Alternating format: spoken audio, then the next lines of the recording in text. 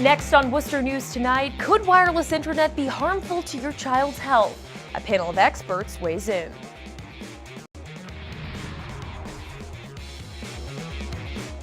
Good evening and thank you for joining us. I'm Anna Botari.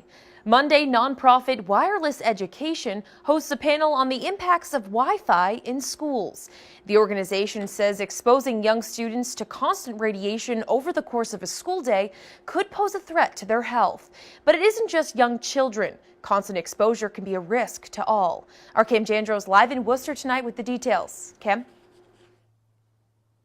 Anna, if you have an iPhone, you can go into your settings, click General, scroll down to About, and then if you click Legal at the very bottom of that list, you'll see a selection here. It's called RF exposure. If you click that, the iPhone will tell you just about how much exposure you could receive from this phone. Now, the phone isn't just the issue. It's also Wi-Fi from computers and tablets.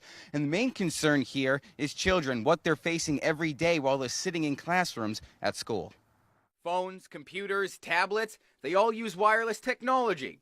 This is a concern for some, like Cece Doucette, a technology safety educator. Data goes back and forth using microwave radiation, and although it's low level, non-thermal, the science now shows that is very biologically active. Doucette was a panelist in Shrewsbury Monday discussing the risks younger students face when they are constantly around Wi-Fi. She says exposing students to high-density radiation for 6 to 7 hours a day is a threat to their health.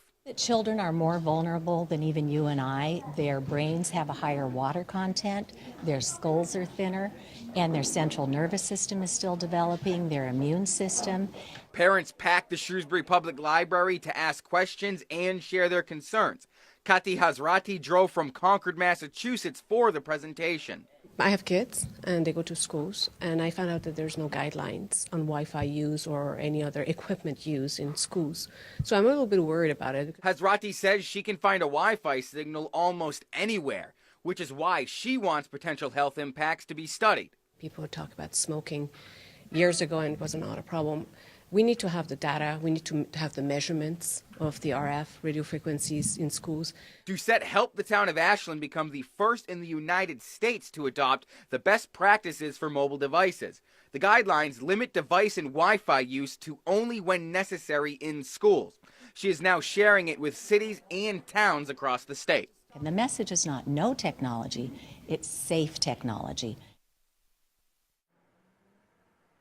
Now, Doucette says if you're concerned about Wi-Fi causing any danger, hardwire things with Ethernet cables. Plug them directly into the wall as opposed to using a Wi-Fi router or something like that. She says she's done that across her entire home. Live in Worcester tonight, I'm Cam Jandro, Worcester News Tonight.